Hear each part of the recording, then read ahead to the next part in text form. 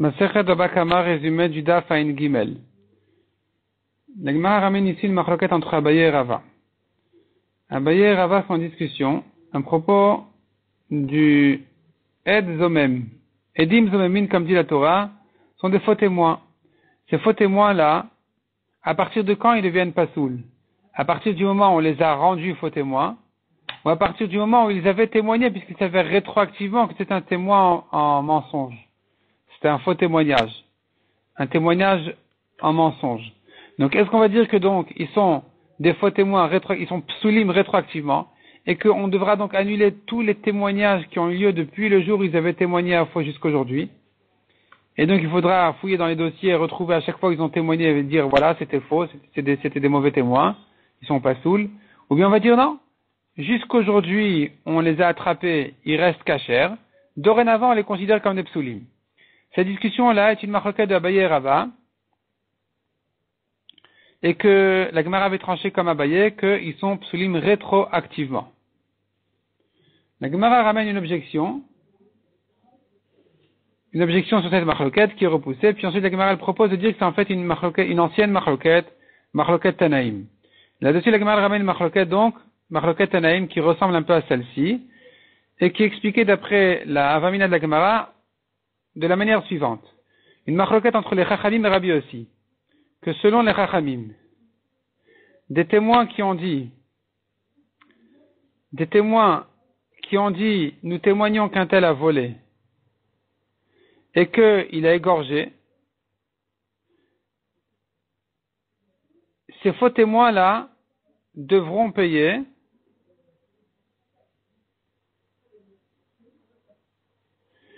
si maintenant on les a rendus eux-mêmes sur la shrita et pas sur le vol.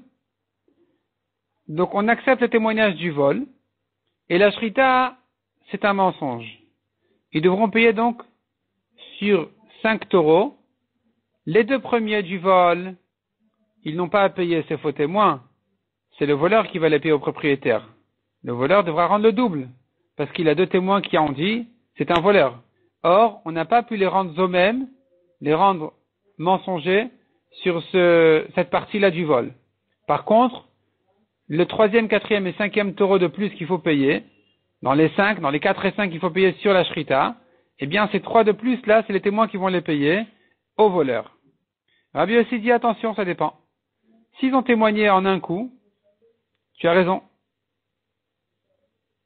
S'ils ont témoigné en 2 coups, tu as raison. Dimanche, ils ont dit il a volé. Lundi, ils ont dit il a fait la shrita. Il s'avère que le témoignage de la shrita est un mensonge. Alors, on va dire au faux témoin de payer les 3 taureaux de plus. Donc, on va dire au voleur de payer les 2 premiers taureaux et au faux témoin de payer les 3 de taureaux de plus au voleur. Mais s'ils avaient dit en un coup, il a volé et égorgé, et que il s'avère que sur la shrita, c'est des menteurs, dans ce cas-là, dit Rabbi aussi, puisqu'une partie du témoignage est tombée, le reste aussi s'annule. C'est ce qu'on appelle Edut chez Batla Miksata, Batla Kula. Si on a annulé une partie du témoignage, le témoignage en entier est annulé. Et la Gemara comprend que leur discussion est de savoir justement, est-ce qu'on le rend pasoul rétroactivement ou pas? Selon Rabbi aussi, il est pasoul rétroactivement. Donc, tout le témoignage est tombé. Et selon les Chachamim, non. Il n'est pas rétroactivement pasoul. Il n'est pas soul que dorénavant depuis aujourd'hui. Donc, ce sur quoi on l'a rendu pas soul rétroactivement, sur ça, il n'est pas soul. Sur la shrita. Mais sur le vol, non. Même si c'était dit en un coup, en même temps, dans la même phrase. La Gemara dit, non, c'est pas ça la machloket. La machloket n'est pas de savoir est-ce qu'il est pas soul rétroactivement ou pas. Tout le monde sera d'accord, dit la Gemara,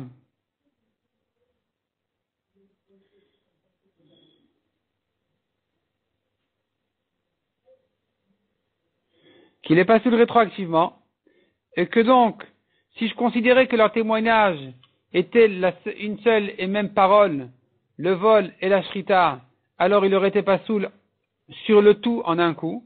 La discussion est de savoir, puisqu'ils n'ont pas dit tous les mots en même temps, c'est difficile de dire 10 mots en même temps.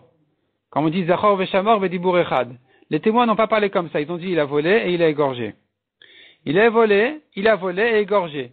Quand tu dis ces 2 témoignages-là, un derrière l'autre, même sans laisser d'espace entre les premiers et derniers mots, est-ce que je considère ça comme une seule et même parole qui, quand une partie est tombée, le reste aussi, ce que pense Rabbi aussi, ou je dis non? Ou je dis non. Les Chachamim disent, même si ils ont dit immédiatement la suite, c'est considéré comme de paroles. C'est considéré comme de paroles, et donc sur la shrita, on les prend, on annule, la partie de la shrita on annule, et donc le témoignage sur la shrita on va annuler, et le témoignage sur le vol on va maintenir. Tandis que Rabbi aussi dit non, tor que dibour d'ami. Quand ça a été dit immédiatement, et la Gemara dit combien immédiatement? Le temps de dire deux mots, shalom alecha. Rabbi aussi dira, c'était dit tellement rapidement que ça rentre dans la première parole, et que donc si la fin a été annulée parce qu'il se trouve que c'est des menteurs sur la shrita, le début aussi est annulé parce que tout ça est considéré comme une seule et même parole.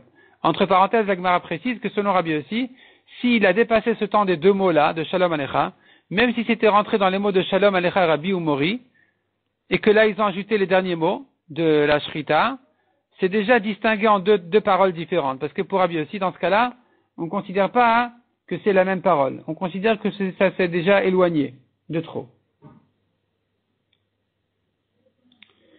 Et de là, la Gemara, on arrive à traiter un nouveau sujet. Rava dit des témoins qui ont été contredits. Donc, on a repoussé leur témoignage. On a 2 contre 2. On ne sait pas quoi faire. Dans le doute, on ne pourra pas maintenir le témoignage. Et ensuite, on les a rendus zomem. Donc, la différence entre contredit et zomem, elle est contradiction de témoins, ce qu'on appelle hakrasha dans la Gemara. La contradiction de témoins, c'est que 2 témoins disent il est chayav mita, 2 témoins disent cet homme-là n'est pas chayav mita, on ne le rend pas chayav mita. Viennent ensuite 2 derniers témoins et disent vous qui dites qu'il est chayav mita, mais comment vous dites qu'il est chayav mita? Vous dites qu'il était mechalel Shabbat à Tel Aviv, vous étiez avec nous à Paris ce jour-là. Et là, la Torah considère que on va prendre les premiers témoins comme des vrais menteurs. On va les considérer comme des menteurs, et s'ils ont voulu condamner quelqu'un à mort, ils seront eux-mêmes chayav mita. La question qui se pose maintenant, si en première étape ces témoins-là ont été contredits, donc on ne pouvait pas, ils voulaient condamner quelqu'un à mort, mais ils ont été contredits, donc on a dû annuler leur témoignage, sans les punir. Sont venus ensuite des derniers témoins en disant mais ils sont zomémines, comment ils peuvent dire qu'il est chayav mita alors qu'ils étaient ailleurs ce jour-là? Et là, la question se pose, est-ce qu'on va les rendre chayav mita eux-mêmes, ou bien on va dire non, de toute façon leur témoignage est déjà tombé. Vient Rava et dit non, ils seront chayav mita. On va pas dire leur témoignage est déjà tombé, on va dire quand leur témoignage était contredit, c'était un début de hazama.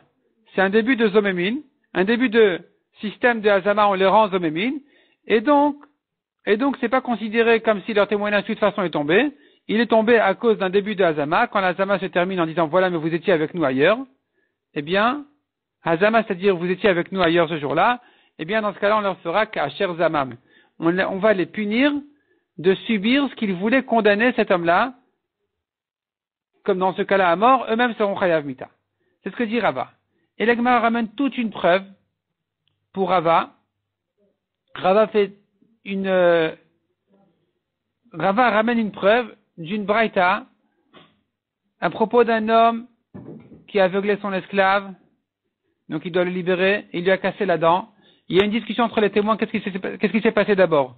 D'abord il a aveuglé, ensuite il a cassé la dent, donc il lui doit une dent, ou d'abord la dent et ensuite l'œil, donc il lui doit un œil.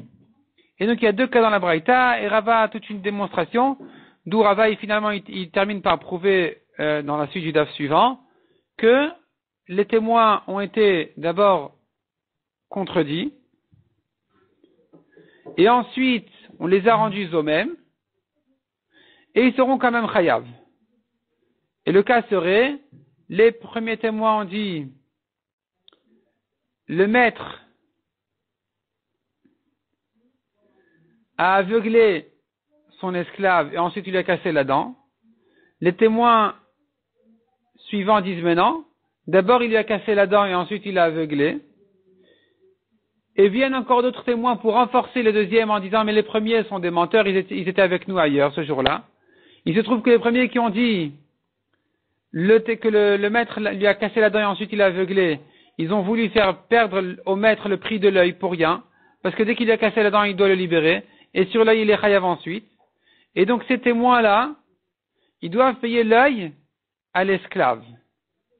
Malgré qu'ils ont déjà été contredits par les témoins suivants, qui ont dit ça s'est passé autrement, qui ont dit d'abord il lui a cassé la dent et ensuite, d'abord il a aveuglé, donc il s'est libéré pour l'œil, et ensuite il lui a cassé la dent.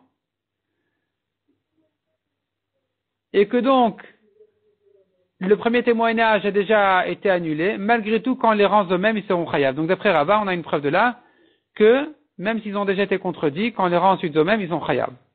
Abaye repousse la preuve en disant, non, on peut expliquer la braïta autrement, il n'y aura pas de preuve de là.